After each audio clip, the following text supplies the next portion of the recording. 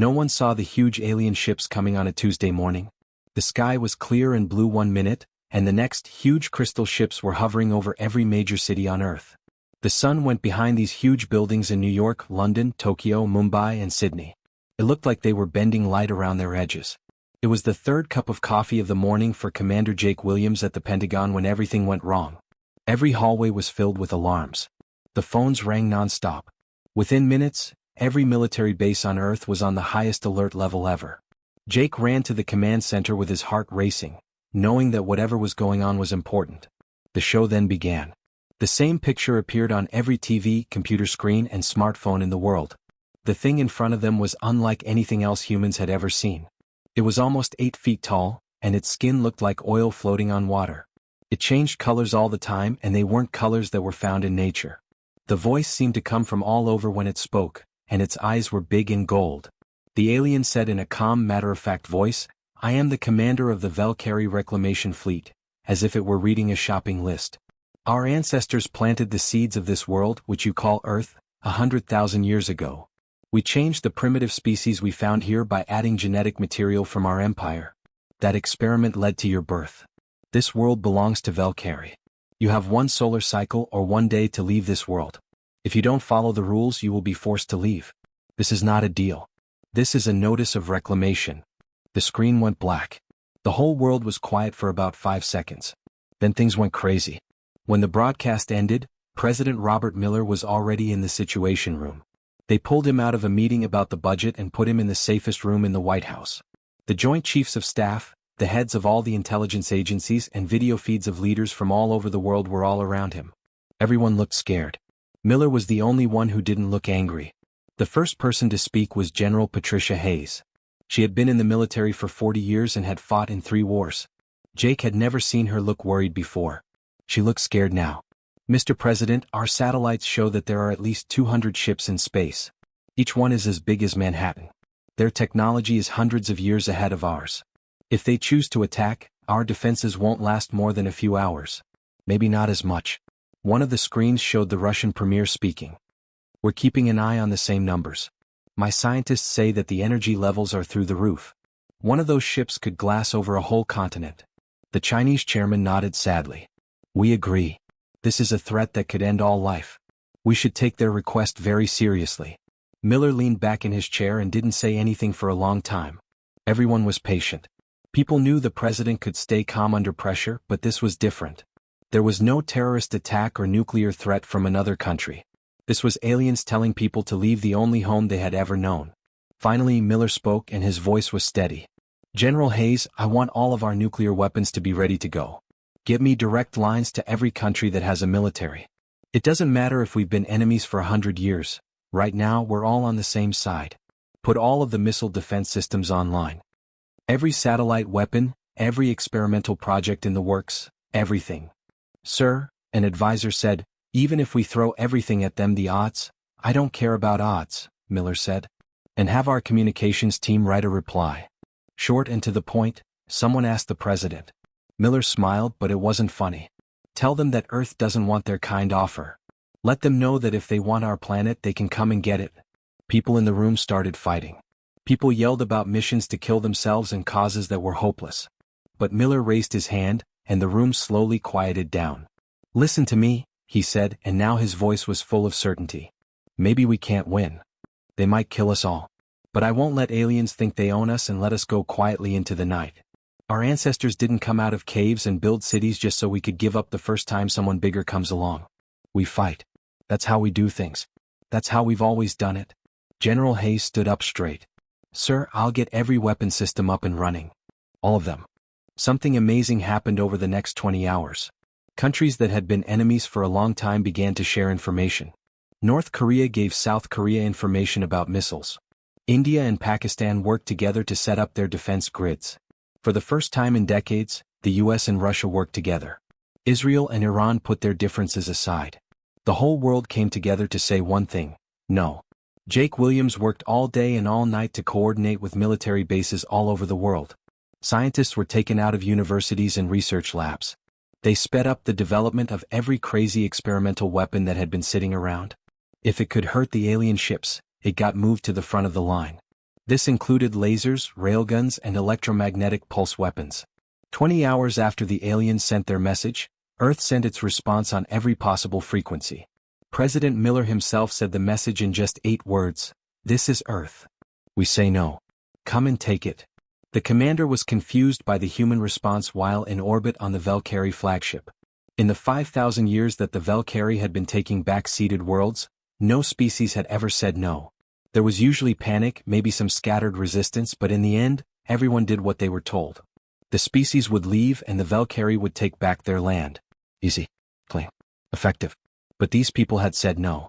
The commander didn't get it. Didn't they know what was at stake? The fleet could wipe out all the cities on Earth in a matter of hours. Why would they rather die than leave?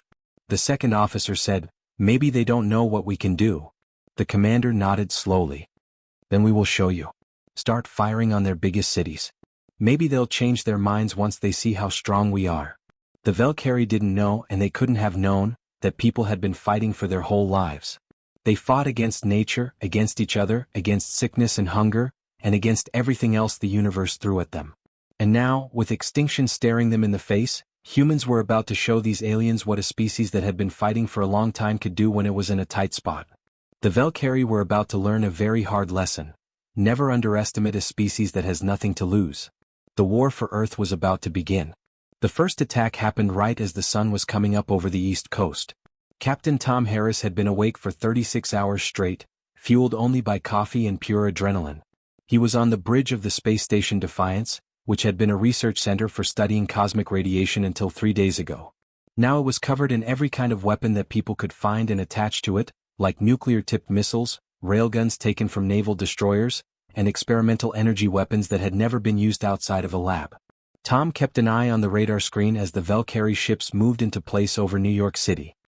He held on to the armrests of his command chair so tightly that his knuckles turned white.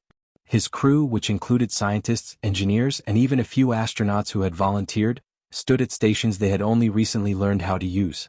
Then the sky lit up with a lot of light. Huge beams of superheated plasma shot down from the alien ships, making night into day. The energy weapons cut through the air like hot knives through butter, going straight for the heart of Manhattan.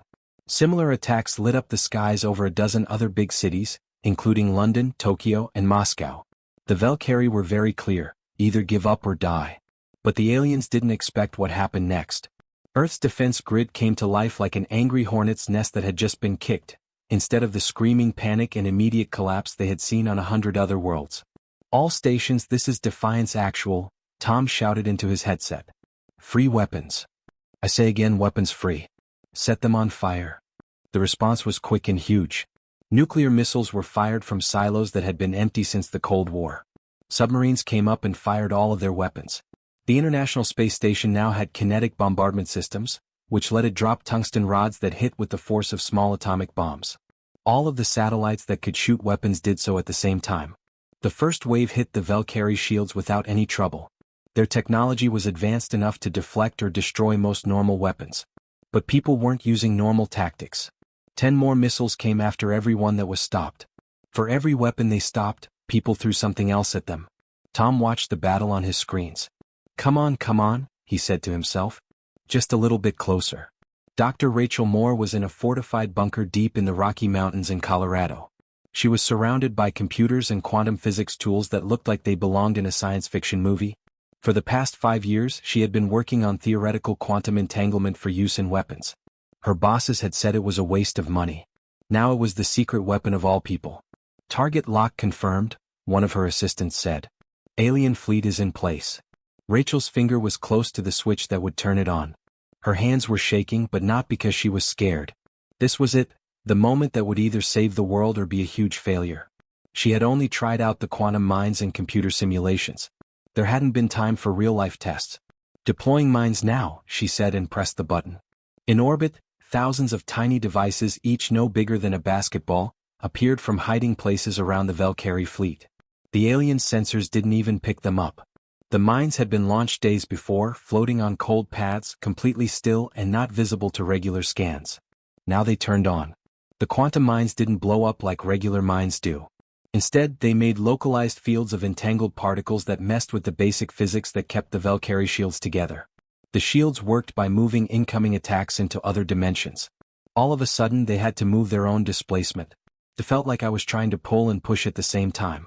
The result was terrible. Warning sirens on the Valkyrie flagship started screaming in a way that hurt the crew's ears. The commander was horrified to see that the shield integrity of the whole fleet was dropping on his tactical display. Not slowly but right away. "What's going on?" he asked. "Report. The shields are falling apart. The displacement matrix is being messed with by something. It's spreading through the quantum entanglement we use for." The officer didn't finish his sentence. 3 ships in the front line just fell apart. The molecular bonds that held their hulls together broke all at once, and the huge ships broke apart into clouds of debris and escaping air. Thousands of crew members died in seconds when they were exposed to the vacuum of space. And then the nuclear missiles, which had been circling and looking for a chance, hit their targets. The Valkyrie ships were just metal and composites without shields. The first nuclear explosion turned 2 cruisers into gas. The second and third set off a chain reaction that destroyed a whole battle group. Tom Harris watched from defiance as the alien fleet began to break apart. Hit their command ship. All remaining kinetic weapons fire at the flagship. Tungsten rods moving at the speed of an orbit hit the Valkyrie command ship. Each hit was as strong as several tons of TNT. The armor on the ship held up for the first few hits, but then it started to crack. There were a dozen holes in the hull that let air out. The Valkyrie commander couldn't believe what he was seeing. This couldn't happen. These people had only just figured out how to travel faster than light. For most of their space program, they were still using simple chemical rockets. But somehow, against all odds, they were winning. His fleet had conquered star systems and brought whole civilizations to their knees. Now, a species that shouldn't have been able to fight back at all was tearing it apart. He whispered, "This can't be happening," as he looked at the casualty reports that were filling his screens. "We've lost 47 ships. 47. In less than an hour." His second officer looked scared. "Commander, the shield systems on all the ships are failing. Whatever they're using, it's getting around our quantum network. Now is not the time to back down. We'll lose everything. But we're the Valkyrie. We haven't pulled back from." Another explosion shook the flagship when a nuclear warhead went off close enough to overload their backup systems. The emergency lights on the bridge flickered. The commander made up his mind. Full retreat. All ships, emergency jump to rally point Sigma. Now. The remaining Valkyrie ships started to vanish in flashes of distorted light as they turned on their faster-than-light drives. They left behind a graveyard of bodies and debris, with the wreckage of almost half their fleet scattered across Earth's orbit.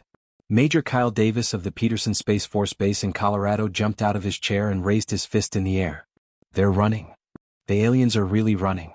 People in his control room cheered. People were hugging, crying, and laughing all at the same time. But the party ended when General Patricia Hayes showed up on the main screen. Her face showed that she was serious and determined.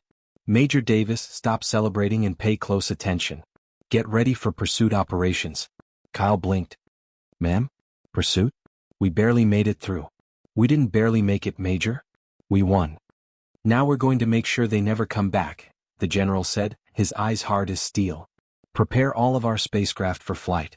I don't care if it's a research ship, a cargo ship, or a prototype that has never left the atmosphere. General, with all due respect, we don't have a pursuit fleet.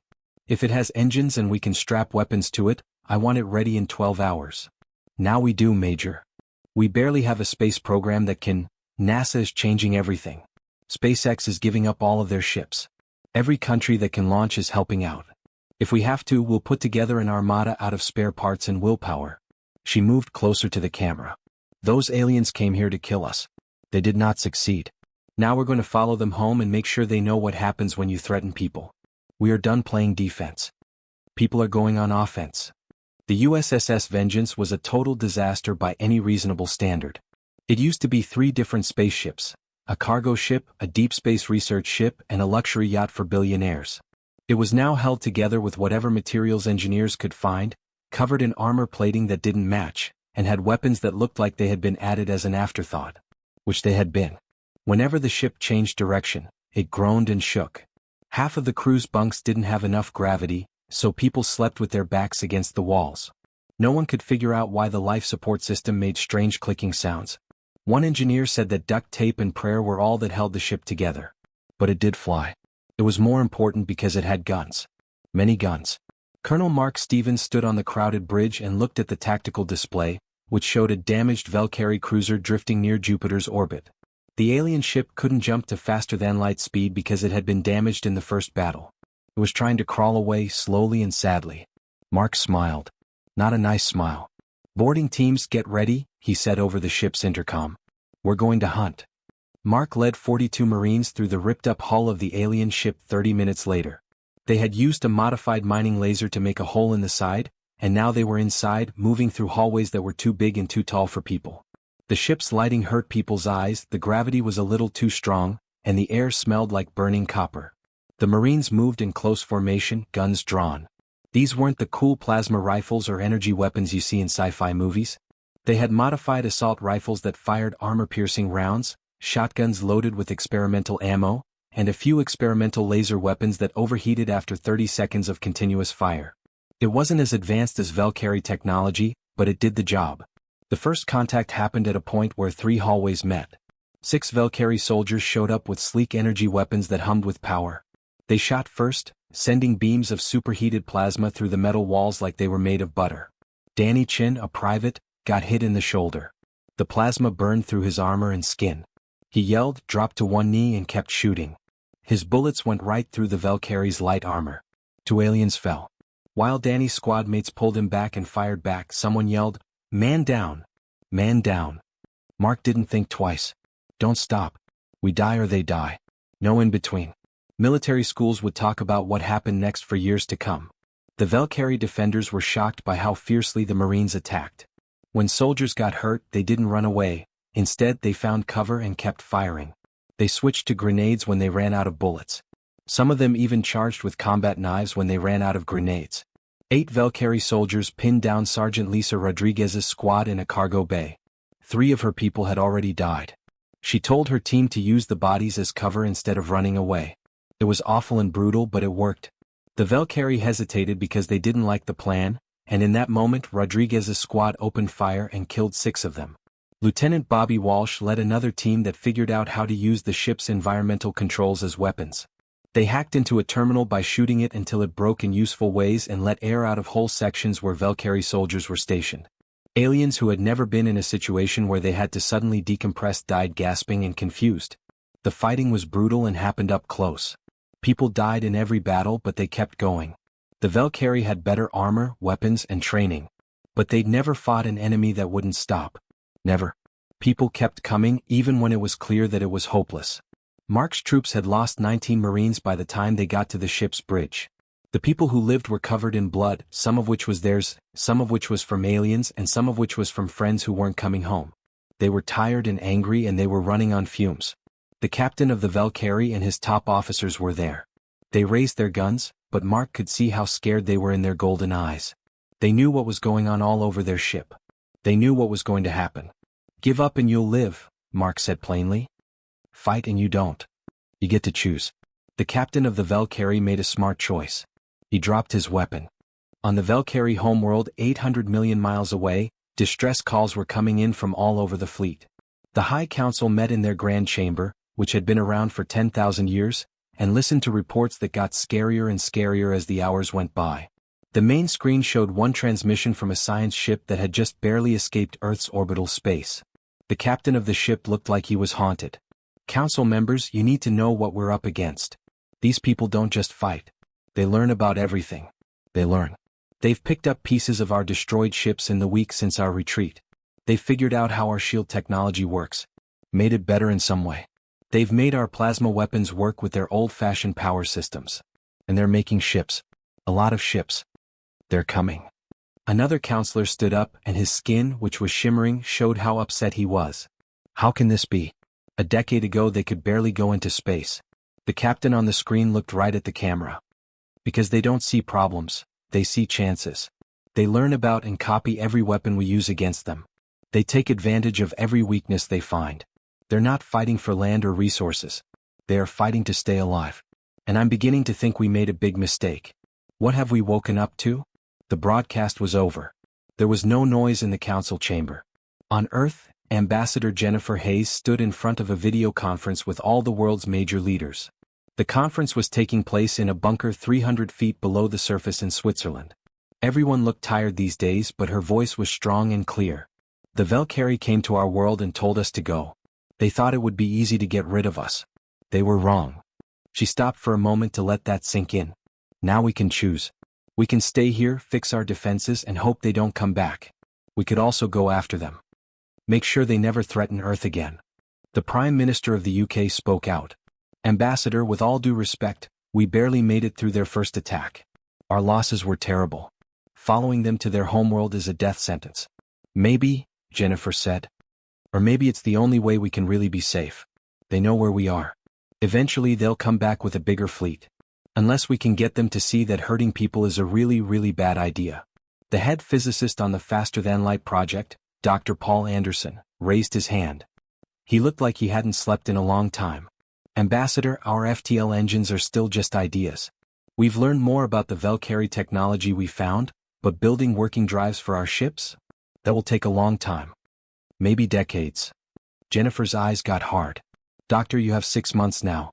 That's when our fleet will leave for the Valkyrie homeworld, with or without FTL. If we have to, we'll use regular drives. It will take longer, but we'll get there. 6 months? That's not possible. Nothing's impossible, Jennifer cut him off. We just showed that. A week ago, everyone told us we couldn't fight the Valkyrie. Yes, we did. Everyone told us we couldn't figure out how to use their technology. We did. Now I'm telling you to get the FTL engines to work. Find a way. She looked around the conference room and made eye contact with each leader. They wanted Earth. They thought we were weak. Let's show them how we'll keep our homes safe. Let's show them what we can really do when we have to fight to stay alive. We're going to fight them. The Galactic Council's war fleet came out of faster-than-light travel expecting to find the Valkyrie homeworld under attack, maybe even on fire. What they found was even worse. People had been there first. Admiral Thexan of the Council fleet stood on the bridge of his flagship and couldn't believe what he saw on the tactical display. Dozens of human ships were around the Valkyrie homeworld. They didn't look like real warships because they weren't elegant or symmetrical.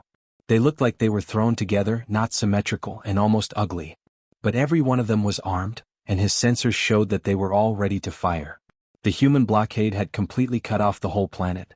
They were in charge of everything that came in and out. The Valkyrie, who had terrorized other worlds for thousands of years, were stuck in their own home system like animals in a cage. Thexan said, "This is impossible. How did they get here so quickly? Our intelligence said that technology that lets people travel faster than light would not be ready for years." His tactical officer, who had 6 arms and skin that looked like crystal, made a gesture of confusion. "Admiral, our scans show that their FTL drives are not very stable. Some of these ships look like they might break apart if they jump again. But they still made it here." Thexan opened a communication channel that sent messages on all frequencies. "Human vessels, this is Admiral Thexan of the Galactic Council Peacekeeping Fleet. You are breaking the law between stars. Stand down right away and get ready to be boarded. We are here to help settle this disagreement and bring back." No. The one word cut through his speech like a knife. There was a human face on his screen. She was a middle-aged woman with eyes that looked like they had seen too much and weren't impressed by anything anymore. "My name is Ambassador Jennifer Hayes and I speak for Earth and its colonies. We're not giving up. But we are open to talking. Send your representatives to the surface. Coordinates are being sent right now. Come without weapons. We'll do the same thing." Thexan got angry when he was interrupted. "You don't tell the council what to do. We just did." Jennifer's face didn't change. "You want to end a war? Then come and talk. Do you want to start a bigger war? Then try to make us stand down and see what happens. Admiral, it's up to you. You have 2 hours to make a choice." The screen turned off. Thexan stood there, his face tendrils twitching with anger. No one had ever talked to him like that in 300 years of service. But when he looked at the tactical display and saw the human ships around the planet, he knew he didn't have many options. His fleet might win a battle here, but it would be very expensive and there was no guarantee of victory. "Get ready a diplomatic shuttle," he finally said, "and get in touch with the other species on the council. Let them know that we are accepting the invitation from the people." 2 hours later, on the surface of the Valkyrie homeworld, something very strange happened. The place was the ruins of an ancient temple that was thousands of years old. Most of it was rubble from the human orbital bombardment that had happened before the blockade. It felt like a symbol of something, the old truths falling apart and new ones being built on the ruins. In the middle of the ruined temple, Ambassador Jennifer Hayes stood with General Patricia Clark and Dr. Rachel Moore on either side of her. They wore plain military uniforms, not ceremonial clothes or fancy decorations. 3 people stood among the rubble waiting. Across from them, people from 12 different alien species, members of the Galactic Council, were gathered. There were many different kinds of them. Some people walked on 2 legs while others walked on 6. Some people breathed oxygen, while others wore suits that protected them from the environment. Some were very big while others were very small. But they all seemed anxious. The Valkyrie commander who had started all of this, was behind them and barely able to stand up. The same person who sent out the message telling people to leave Earth. He looked broken now, with his shimmer skin flickering weakly and his golden eyes dim with fear and tiredness. Jennifer didn't waste any time on small talk. She turned on a portable holographic projector, and a 3D image appeared in the air between the 2 groups. It showed a DNA helix that was slowly turning, with different parts of it highlighted in different colors. 100,000 years ago, Jennifer said, her voice echoing in the ruins, the Valkyrie came to Earth. We got their own records from ships they captured. They say they found a planet with primitive hominids, early humans who weren't very smart and lived in small groups. The official story about the Valkyrie is that they seeded Earth as part of a genetic experiment to speed up evolution and make a new species to study. She stopped for a moment to let that sink in. Then her face got hard. That's not true. The hologram changed to show genetic sequences from many different kinds of species. The truth is much worse. The Valkyrie didn't put the DNA of one species on Earth. They threw away genetic material from 40 different extinct alien species there. They were all known for one thing: violence. Dr. Rachel Moore stepped forward and pointed at the hologram. These kinds of animals here? This one was killed off because it couldn't stop fighting its own wars. It died out because it killed its own prey and then starved. This one was so protective of its territory that it killed its own babies if they didn't leave the nest quickly enough. The Valkyrie took the most violent, dangerous, and aggressive genes from all over the galaxy and dumped them all on Earth, where they mixed with the primitive humans who were already there. A member of the council, who looked like a jellyfish floating in the air, spoke up in a voice that had been translated. Why would they do that? Jennifer's smile was not warm. Because they wanted us to die out. They wanted to see if all that anger would make something cool or if we would just kill ourselves. They thought it was a win either way.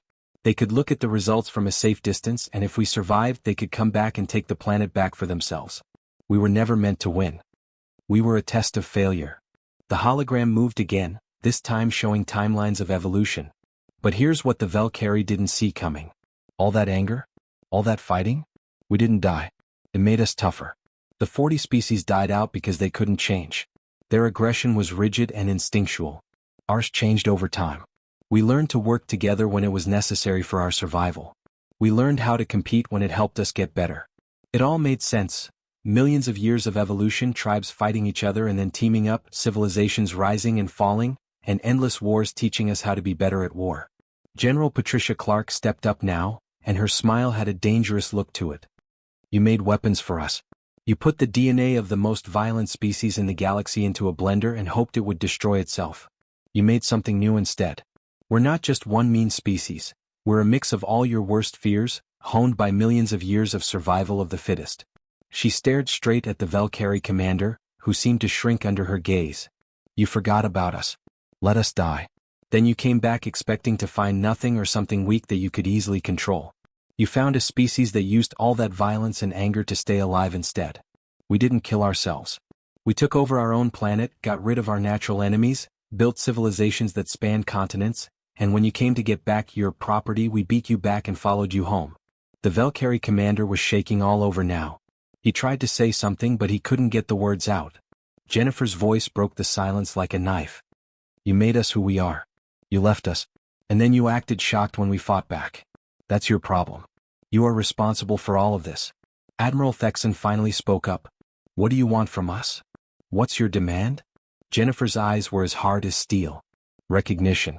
Official acknowledgement that Earth is an independent world, and that people have the right to live, grow, and protect themselves. Second, a vow. A treaty that says this will never happen to any other species. No more experiments, no more dumping grounds, and no more worlds that are left behind. And what if we say no? One of the council members asked in a low voice. General Clark gave that answer. Then we finish what we started here. We have already proven that we can beat the Valkyrie. We have figured out how most of your technology works. In 10 years we'll be able to match you ship for ship. Give us 20 and we'll beat you. You want peace? You don't want to fight with a species that is really, really good at war? Then you agree to our terms. The wind whistling through the broken stones was the only sound in the temple's ruins. The alien delegates looked at each other, and in their eyes was something that humanity had never seen directed at them before: real fear. It had been 6 months since the fight on the Valkyrie homeworld. 6 months of tense talks, angry arguments, and a lot of diplomatic meetings that sometimes seemed like they might turn violent. But somehow, against all odds, both sides had kept talking instead of shooting. The Galactic Council had called a big meeting on Concordia Prime, a space station that was built thousands of years ago to be a neutral place. It was huge, like a small moon, and had rooms and halls that could fit every known species in the galaxy. Today, all of the major civilizations sent their most important people. The room was full. When Ambassador Jennifer Hayes walked down the middle aisle to the podium, you could have heard a pin drop. She wore her full diplomatic uniform, which was dark blue with simple symbols for Earth and the UN. No fancy decorations and no trying to look like an alien or fit in. A woman from Earth walked through a room full of beings who weren't sure if humans would be helpful or a problem. The alien representatives saw her walk by. A few looked interested. A few people looked nervous. Some of them looked really scared, and Jennifer knew that those were the ones whose intelligence services had really looked into what people could do. They had read the reports. They knew what had happened to the Valkyrie ships. Jennifer got to the podium and took a moment to look around the room. Hundreds of different kinds of animals and plants, as well as thousands of years of civilizations, all in one place.